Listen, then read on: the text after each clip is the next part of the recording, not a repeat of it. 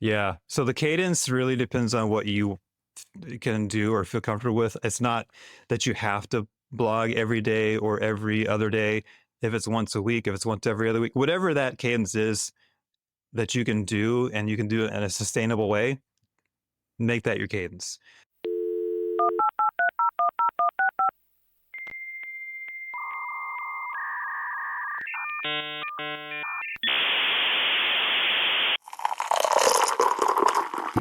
That's good. A new episode of Digital Coffee Marketing Brew, and I'm your host, Brett Deister. And if you could please subscribe to this podcast, leave a 5-star review, it really would help. But this week we're going to be talking about blogging and written content, the OG of content, as I usually say, because everybody's on to audio, podcast, and video now. But anyways, with me is John, and he's a professional proofreader, editor, writer, and also runs a editing and writing agencies and helps businesses improve their written content to attract more people to their websites and convert them into new clients. So welcome to the show, John. Thanks, Brett. Thanks for having me. Yes, and the first question as all my guests is, are you a coffee or tea drinker? Coffee, 100%. Do you have any specific favorites, or you just give me the coffee, I don't care what it is? Oh, man. So I live in the Seattle area. So any kind of corner coffee shop, man, I'm there. Yeah, Seattle is known for their coffee scene. California is too a little bit, but Seattle is the OG of the coffee scene. Yeah, for good reason. Like in February, you have to have it. True. And I gave a brief summary of your expertise. Can you give our listeners a little bit more about what you do? Yeah, so like you said, I'm an editor, I'm a writer, I run an editing and writing agency as well. Basically, I have a knack for grammar and writing, and I've just read too many blog posts, I've visited too many websites, I get too many emails that have spelling errors, bad grammar, poor formatting, poor flow, and it just turns me off as a customer. So what I do is I try to help other companies say, "Hey, let me improve your content, let me either edit it for you, write it for you, and let's instead of turning people off, let's turn people on." So that's what we do. What is the state of blogging? Because blogging has been around since basically the creation of the internet, because it was the only way you could actually write content on the internet, Yeah. because there was no other way to do it. There was not enough bandwidth, and it would take probably years to upload video if you could ever do it. Yeah, I still think that blogging is alive and well. And if you do any Google searching, you're going to find blog and written content in the results. And honestly, I think, like I was thinking about this the other day. So there's a place for video content and there's a place for written content. So when I was a kid, I tried to learn how to solve a Rubik's Cube, and there was no YouTube because I'm older than that. So my brother got a book that explained in writing how to solve a Rubik's Cube. Yeah, that doesn't work at all. And now as an adult, I went and found a YouTube video and I was able to learn it. So if you want to solve a Rubik's Cube, go watch a YouTube video. But there's other subjects where you don't want to watch a video. If I need to find the answer to a problem or I need to understand how something works and I need to do it quickly, I don't want to watch a 20-minute YouTube video. I want to go to a blog post and I want to be able to read that information and get on with my day. So I really think it depends on the subject, what it is you're trying to accomplish, who you're trying to reach. But I think the written word has been here for thousands of years. I don't think it's going anywhere. So yeah, I still think there's a massive audience for blogs. It just depends on what you're trying to accomplish. And do you think it's a generational thing now, because each generation has a unique thing that they like or prefer to do? So, like the older generations, even me included, I was there when the creation of the internet happened. I understand the awful noises that the internet made before you actually Yes, logged on. yes. And there was that part. And now the newer generations, they've grown up with YouTube, they've grown up with now TikTok, they've grown up with all this stuff. Is there like a divide between that, or do everybody still love to read to a certain extent? So I have two kids. I have a 15-year-old son and an almost 12-year-old daughter. And my son wants to watch everything on YouTube. My daughter likes to read. So is there a generational gap? I don't know. That's a good question. My younger generation in my house, it depends. So yeah, it depends. That's what I would say. Got you. And then how can a business start to do a blog? Because it's easy just like podcasting, it's easy to set up a podcast, but it's the other portion that I think a lot of them don't understand. So how do they get started with that process maybe they can't afford someone like you. Maybe they just want to do it on their own for whatever reason. Yeah. This is actually one area where AI can be helpful. So AI is still pretty new. It can do some things really well, other things it can't. One of the things that AI is great at is brainstorming. So and I actually did this when I started a blog recently. So I have my subject to know my audience, who I'm trying to reach. And so I basically put all that into ChatGPT and said, okay, give me like 25 topics that I could blog about and include like a blog title and maybe a high level outline. And you know what? It spat out 25 ideas, and 5 were great, 10 were pretty decent I could work with, and the rest I let those go, and that's fine. But as far as getting started, I would definitely make use of AI as a brainstorming assistant. I wouldn't just rely on anything it said, but man, that can take you pretty far. Again, there's all kinds of resources online there's all kinds of blog posts about how to blog. There's all kinds of videos about how to blog. But I think the most important thing is know your subject, know who you're trying to reach and what you're trying to get them to do, and then go from there. And you can start brainstorming subjects and outlines and things. But if you don't have the audience down and you don't know what you're trying to get them to do, then I wouldn't even start yet. I get those things nailed down first. And I just recently saw that ChatGPT has a new one coming out called ChatGPT 4.0 or something like that. It's some weird name. And then Google I/O just had Google just had their I/O conference, and basically the whole conference was about Gemini. So is it getting smarter enough where you could, with supervision, make it write it and then change it, or should you just leave it as an ideation for now? For now, leave it as an ideation tool. The only thing that I've ever had luck with AI is it can write a really good job description, because those are cold and lifeless anyway. But the minute you're trying to put some kind of personality or human interest into it, like AI is not a human, it's not going to be. And I think that's where it falls short. Not to mention the fact that trust but verify is key here. Actually, don't even trust, just verify, because AI doesn't the concept of true and false, that's not a thing that AI even knows exists. It's just what's the most likely word to come after this current word. So again, super useful tool, wonderful for brainstorming, for assistance. It's definitely not at the point where you can just let it write you an article and have it be good. Gotcha. So we got the ideation part down. Like, how do you build out the calendar? Because the next part is building it out. So at least you're not scrambling to write something, because as we all know, we get writer's block sometimes, and that's pretty awful at the same time. But you don't want to have writer's block and trying to scramble to create your blog. And there's a cadence to it, I'm pretty sure, as well. Yeah. So the cadence really depends on what you can do or feel comfortable with. It's not that you have to blog every day or every other day. If it's once a week, if it's once every other week, whatever that cadence is that you can do and you can do it in a sustainable way, make that your cadence.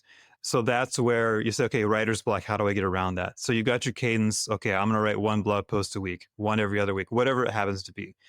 That initial brainstorming, whether it's with ChatGPT or another person in your field or whatever it might be, those are where those topics start to slot. So build that content calendar out. I'm going to write an article about subject A, and then next week it's going to be about subject B, and then and C. Because the worst thing about writer's block is right when you're sitting there with a blank page. So sometimes the hardest thing is to go from a blank page to something or anything. And again, that's where like that brainstorming, that pre-planning you've done can really help you out. Another good thing is if you research some tools, maybe you can figure out some good keywords you think you want to rank for, and you can go out and write articles about those. So there's all kinds of ways to go get ideas. And I think that's the most important part is get that schedule together, plot it out, get those ideas on paper, maybe a rough outline if you got it. And that goes a long way to curing writer's block. And the other thing that as a writer I found out is if you just sit down and start writing, in fact, sometimes I'll even label my draft blog post. I'll even put it in big red letters at the top. It'll say crappy first draft. And what that does is it takes the pressure off of me. I don't have to write a perfect draft. I just have to write. And it usually ends up being better than I thought it was going to be, but I can always go back and edit it later. Yeah, writer's block is real, but there are definitely tools you can use to help. And I think that organization, the scheduling, the brainstorming, just the mental reminders, all that stuff is going to help you get started. And could you have AI write like a short description? Because, like you said, as long as AI is writing short things, it's actually pretty good. So maybe you don't want to write your crappy one, or maybe if you label it, some people can't still do it. Would AI help you with that to start the ball rolling? I guess Oh, is the best way absolutely, to say it. absolutely, yeah, yeah. I've had it give me pretty detailed outlines before, and usually what happens is I say, okay, here's a subject, here's what I want to blog about. Give me a detailed outline, and it'll give me again like 5 bullet points, and 3 of them will be great, one will be okay, and one's I'm not doing that one. But yeah, absolutely. Or if I get stuck on, oh, I want to write this sentence, but I don't know how to word it quite right, like at the sentence level, yeah, AI can help you. It can at least get you down the road. So yeah, for sure. Gotcha. And then have you seen businesses want to write more blogs, or have they turned into the other content of like podcasts like we're doing, or videos, because those are the new darling content because it's not writing? I don't know that I've seen any businesses jettison their written content, but what I do see is actually an opportunity and a good one is if I've written a blog post and it's a really good blog post, I can take that and I can make a video or two out of it. I can make a short or a reel out of it. I can do some other things with it, and then it can link back to my webpage or my call to action or whatever. So I think the real trick is maximizing the value of that. Use your stuff to make different kinds of media. Totally do that. Why wouldn't you do that? And could the reverse happen? You have a video, you create the blog post through your video as well. Could the reverse happen with what you just said? Oh yeah, absolutely. As long as you have so if you think about what makes for good content, solid introduction. You have a second to get someone's attention and keep it. So do you have a solid introduction? Does it hook the reader? Does the content flow? Is it logical? Does it answer the question the reader has? And then does it guide them toward your call to action, toward what you want them to do next? You can do that. That'll make a good video. That'll make a good blog post. So, yes, absolutely. If you've got some videos and you want to turn them into blog posts and try to rank in Google for those, absolutely. And when we're talking about like blogging, have you seen businesses use like the LinkedIn features? Because LinkedIn features do have the blogging side.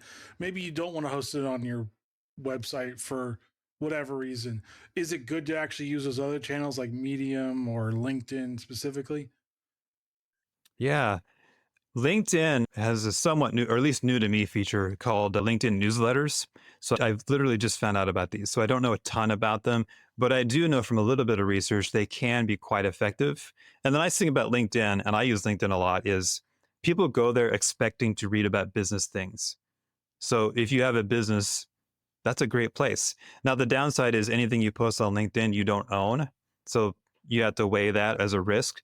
But yeah, a LinkedIn newsletter could be just as effective, if not more so, than a blog. It's worth trying potentially. It depends again on your customer base, what you're trying to achieve, who you're trying to talk to and meet. But yeah, LinkedIn is great. Medium can also be great. I don't know. I don't know. At least for me, like I don't read about a lot of business things on Medium. It's more about like hobbies and things. So maybe I don't know. But again, it depends on what you're trying to do. And if you have written content, say you have a blog or a LinkedIn newsletter, you can copy and paste it into a Medium account, and you can click the little button that says this is not original. It's okay. You can do that. So these are all valid things that you can explore for your business. I can't tell you what's going to work for your business, but I can tell you trying new things is always a good idea. Could you almost make like teasers within LinkedIn? Because they have newsletters, but they also have the actual blog feature too. Could you almost write like teasers through that to get them over there? Maybe you don't, like you said, don't trust these very well, because one day the feature's there, the next day the feature's gone. Yeah. You can do teasers for sure. The thing you have to be careful about is you don't want to put too many clicks in someone's way. So if they have to click to go to another website, if they're interested, they will click. If they're not, they won't. So that's not good or bad. It's just the truth of the matter. So that would be the only probably hesitation I would have to do that, but it may work for you. And what have you found the best ways of leveraging social media with your blog posts? Have you found Twitter/X, which, by the way, if you have the premium account, they now have articles now too. So you could Oh technically no. write them on there too. But what have you found the best way of leveraging those? Because you write the blog, you do your best to do like the SEO and everything, but you still got to promote it through other channels. Yeah. So I have a pretty simple setup that seems to work for me is I have a Facebook account. It does okay. It's not great. LinkedIn, I think, is where it's at for my business, editing and writing. Like that's a much better platform for me. And Twitter is not good for my mental health, so I don't go over there. So, Fair enough.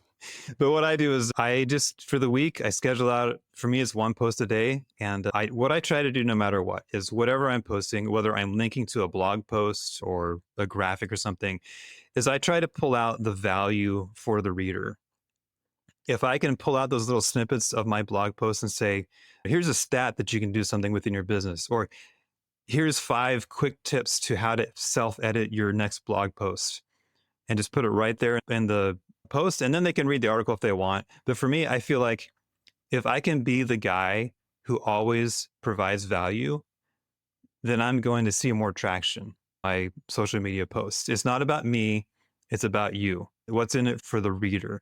I think as long as you can focus on that and focus on delivering value, then that's going to be the most important part of your strategy.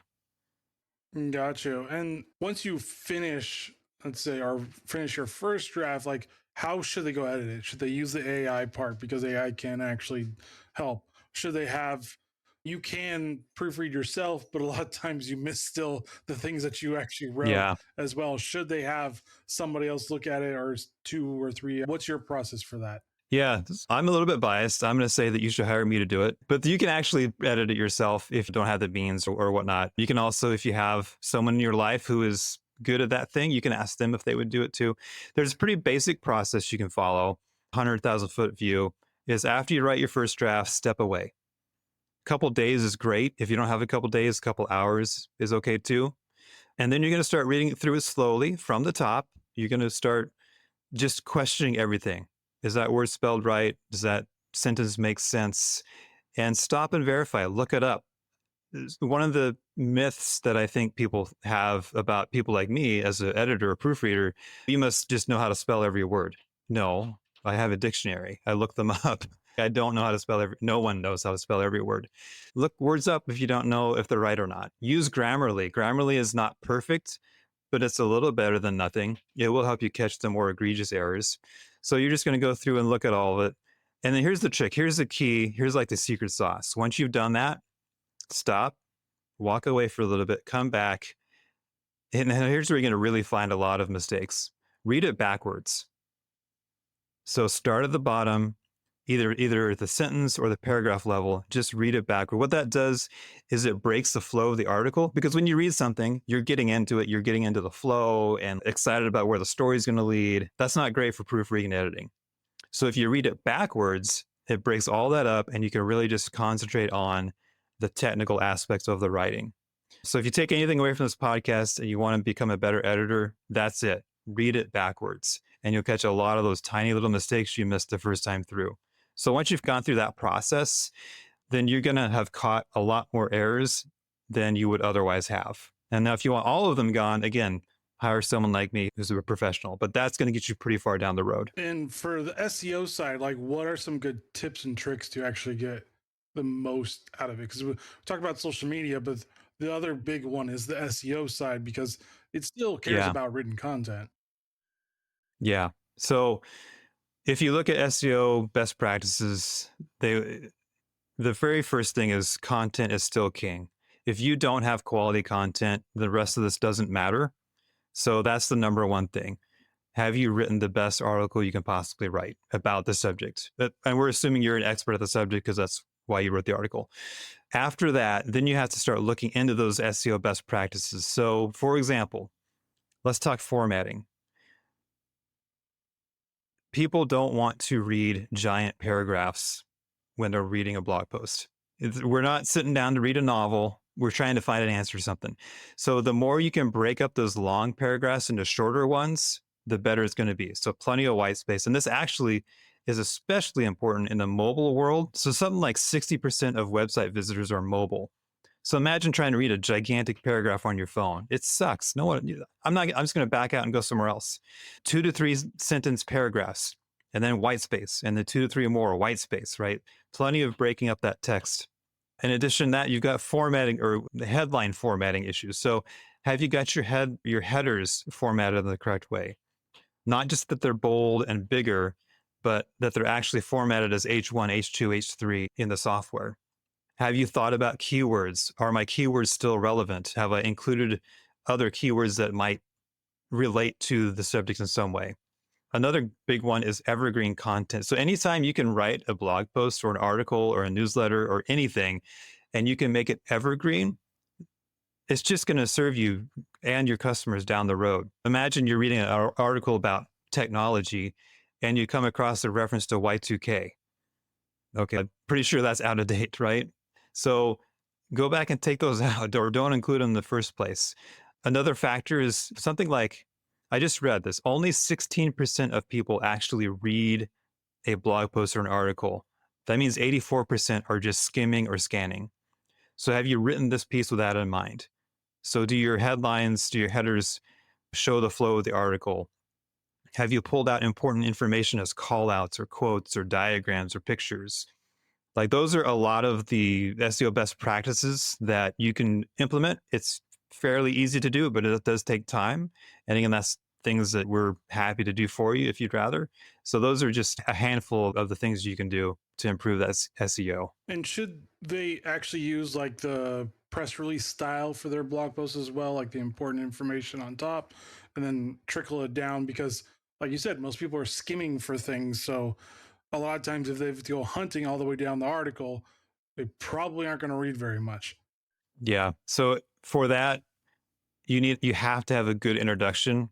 Again, you have to hook people. And I do agree that introduction needs to tell people either what to expect in the article or give them the TLDR version, something like that. And then you have to have a good conclusion because those are the two things that people are going to read, even if they're skimming. So yeah, most definitely. Yeah, for sure. And what do you see for the future of blogging? Do you see shorter content written, almost like shorts, but for blogging? I'm just making things up, but do you see that? Do you see Yeah. like that going on, where it's just more a small little blog post? Do you see longer format coming back because record sales have outpaced CDs for some odd reason? Do you see what do you see happening? Yeah. First of all, I like records better than CDs because they're more fun to look at. I don't know if that's the reason, but so I will tell you that SEO, as of today, SEO best practice is the ideal length of a blog post is between 2,100 words and 2,400 words. So whether you consider that long or short is up to you. I don't know the answer to that. But the other piece of that is don't write a blog post to be 2,100 words if you don't have 2,100 words worth of stuff to say about it. So can you write a really good 500-word blog post? Sure, you can. I would say I would go back to look, make a quality article, make it the best article you can make it, and let the length be what it is. Because I think length is a factor, but maybe there's more important factors. And as far as trends go, yeah, boy, that's just such a good question. I think it just so much depends upon the person and the subject. I don't know. Yeah, I'll have to look into that and see if I can find some information out about that. And where can people find you online? Yeah, you can find me a couple places. The easiest way is to go to cedarpressproofreading.com. That's my website. And actually, all this SEO stuff we were talking about, I've got a free blog assessment. You can just download it. I don't need your contact information or anything. It's just there. And you can get a feel for what your blog needs to look like and how it needs to look. And you can also book a call with me if you want, right there on the website. You can also find me on LinkedIn. If you just search for Cedar Press Proofreading, I will pop up. And any final thoughts for listeners? Write quality content, and you can't go wrong. So and if you could just spell check it for me personally, I would appreciate it. That's actually pretty important. Spell checking. Always spell check. Yes. Anyways, thank you, John, for joining Digital Coffee Marketing Brew and sharing your knowledge on blogging. Thank you so much for having me, Brett. Really appreciate it. And thank you for joining Digital Coffee Marketing Brew. As always, please subscribe to this podcast and all your favorite apps. Leave a 5-star review It really does help with the rankings. Let us know how we're doing. And join me next week as I talk to another great thought leader in the PR and marketing industry.